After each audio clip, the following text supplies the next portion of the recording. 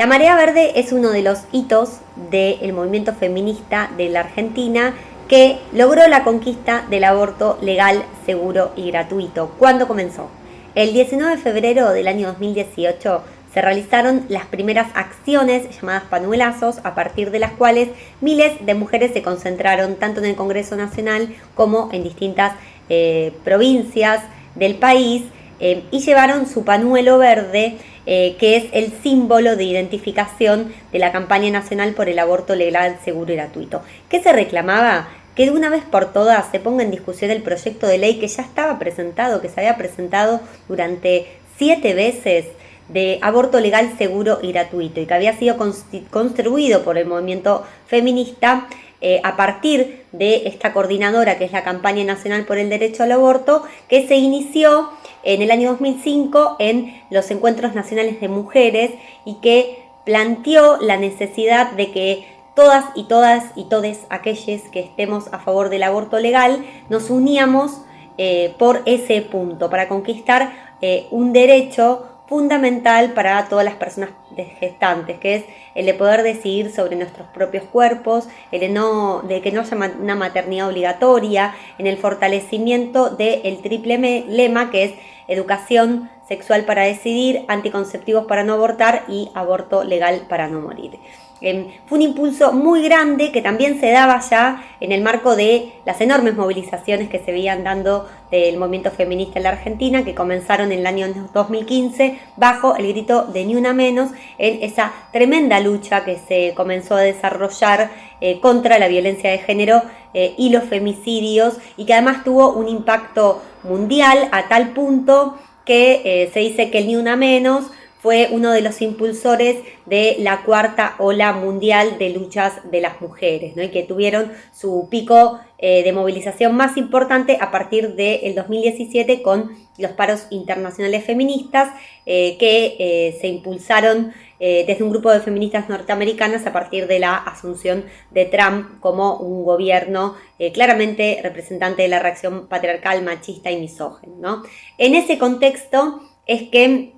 comienza a desarrollarse la marea verde, que fue, bueno, como señalaba, es un proceso a partir del cual se comenzaron a realizar enormes movilizaciones cada vez más grandes que reclamaban que se ponga en discusión en el Congreso el proyecto de ley de la campaña y que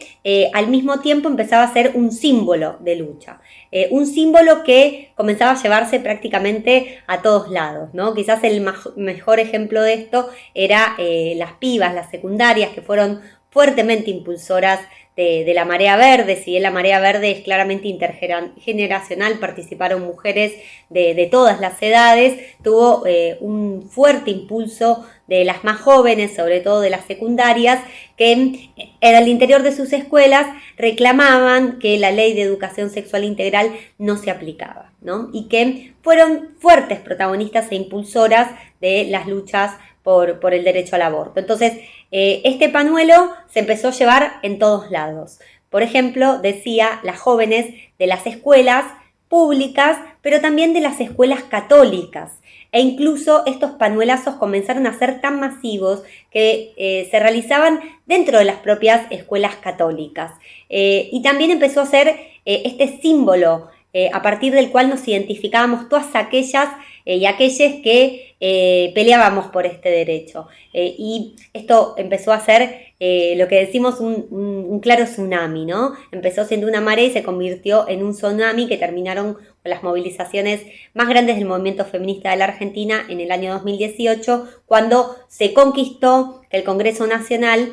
ponga en discusión el aborto legal y a partir de los cuales incluso como parte de este proceso de la marea verde, todos los martes y jueves, mientras se discutía en comisión el proyecto de ley y mientras más de 700 expositores y expositoras a favor y en contra participaban del debate, se realizaban acciones verdes. Y esto fue muy importante porque se logró algo fundamental. Se logró que el aborto deje de ser tabú, empezó a visibilizarse las problemáticas de la salud pública, empezó a visibilizarse que era una práctica que ya se realizaba y que afectaba particularmente a las mujeres más pobres,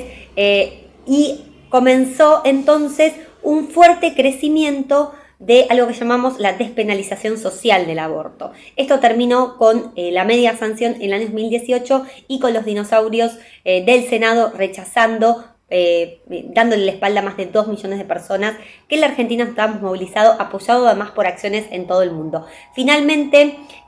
incluso en el marco de la pandemia, el movimiento de mujeres, que tuvo una fuerza muy importante, que fue el mantenerse en las calles independientemente incluso del cambio de gobierno, porque en el año 2018 gobernaba Macri y ahora gobernaba Alberto Fernández, mantenerse independiente en las calles, y eso es lo que permitió que finalmente en el año 2020 se conquistara el aborto legal, seguro y gratuito. En relación a la situación actual de la implementación de la ley 27.610, que es la de interrupción legal del embarazo, tenemos que decir que,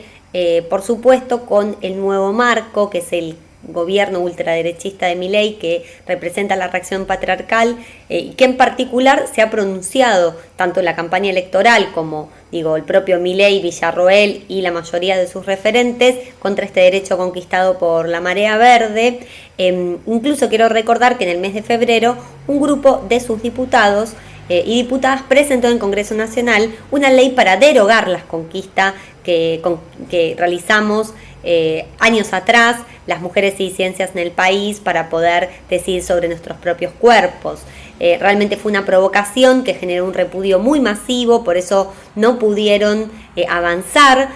pero es importante señalar que claramente el gobierno de Milei a las mujeres y ciencias nos tiene como un claro enemigo. En todos sus discursos podemos ver cómo esto se ratifica una y otra vez, y en particular están empecinados con la conquista del aborto legal, seguro y gratuito. Entonces, ¿cuáles son los problemas que tenemos en la implementación de este derecho? En primer lugar, que con los ajustes que se están realizando en el sistema de salud también tenemos dificultades para medicamentos que se utilizan para el aborto, como es el misoprostol o equipos de AMEU y distintos métodos anticonceptivos. Además de eso,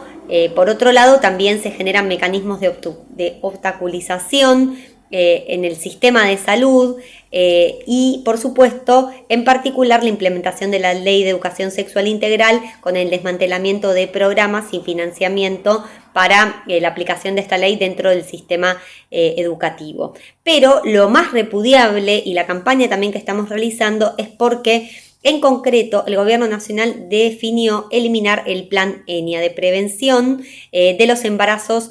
no intencionales en la adolescencia. Que es una política pública que existe del año 2017 y que tuvo impactos muy positivos con resultados importantes en lo que respecta a la prevención de embarazos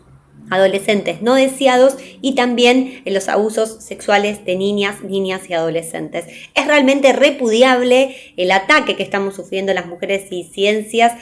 bajo el gobierno de Milei, y por eso, en el marco de que es ley y que no vamos a dar ni un paso atrás en nuestros derechos, vamos a seguir peleando para que haya presupuesto efectivo para la implementación en todo el territorio nacional del aborto legal, seguro y gratuito, de la Ley de Educación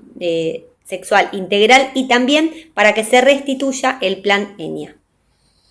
Por último, ¿cómo combatir la violencia de género? Bueno, en este punto, para nosotras y nosotres, la violencia de género es una violencia sistémica que tiene que ver con un sistema capitalista y patriarcal que somete a las mujeres a todo tipo de violencia, desde violencias que son más cotidianas, como pueden ser, por ejemplo, las violencias simbólicas, hasta violencias que no son visibles, la violencia psicológica, hasta la violencia física, que puede terminar con lo peor que puede ocurrir, que es un femicidio, ¿no? Que en nuestro país siguen ocurriendo cientos de femicidios por año, y ahora, bajo el gobierno de Milei, tenemos varias problemáticas. En primer lugar, que para el gobierno de Milei no existe la violencia de género, sino lo que hay es una violencia doméstica, en el ámbito familiar. Es decir, le saca su carácter social a la violencia de género, intentando retroceder décadas y décadas atrás en una concepción que ha quedado totalmente prehistórica. Y es importante en ese sentido seguir discutiendo que la violencia de género es una problemática social que además atraviesa el conjunto de las instituciones que circulamos mujeres y disidencias. y que por eso es fundamental seguir peleando para que haya presupuesto para combatir la violencia de género, en el marco de que se están dando, como decía en el punto anterior, también recortes a programas de prevención de la violencia de género. Por ejemplo, muy conocido es el caso de las compañeras que atienden la línea 144, que atiende mujeres y disidencias en situación de violencia de género, que también está siendo atacado. Por ejemplo, hoy el Ministerio de Mujeres, Género y Diversidad fue eliminado por el Gobierno Nacional y pasó a ser parte de una subsecretaría del Ministerio de Capital Humano. Todo eso para reducir las políticas, los programas y el presupuesto para combatir la violencia de género. Y en ese sentido, sabíamos que bajo el gobierno anterior, bajo el gobierno de Alberto Fernández, bajo el gobierno peronista, seguíamos luchando y combatiendo la violencia de género. Ahora lo hacemos sabiendo que además se están desmantelando programas muy importantes para combatir la violencia de género, y que el gobierno de Milei realmente niega la existencia de esta problemática social, este flagelo tremendo que sufrimos en todo el mundo producto de este sistema capitalista y patriarcal. Para nosotras se trata de declarar la emergencia nacional de violencia de género y que haya presupuesto en base al no pago de la deuda externa, en base al no pago del FMI, para que se pueda garantizar un plan integral para combatir la violencia de género, ¿sí? Que tiene, obviamente, que nos llevaría un tiempito desarrollar, pero que sí parte, en primer lugar, de generar mecanismos para las denuncias, mecanismos para las mujeres que sufran violencia para que puedan salir de sus hogares violentos, que siempre es un tema muy importante, para el patrocinio legal de las mujeres que sufren violencia de género, para la prevención también y tantas otras cuestiones, porque para combatir la violencia de género es fundamental contar con el presupuesto para tener políticas reales que permitan ir combatiendo este flagelo, sabiendo que para terminar justamente con esta violencia necesitamos transformar el sistema, necesitamos terminar con el sistema capitalista y patriarcal que nos somete a todo tipo de violencias.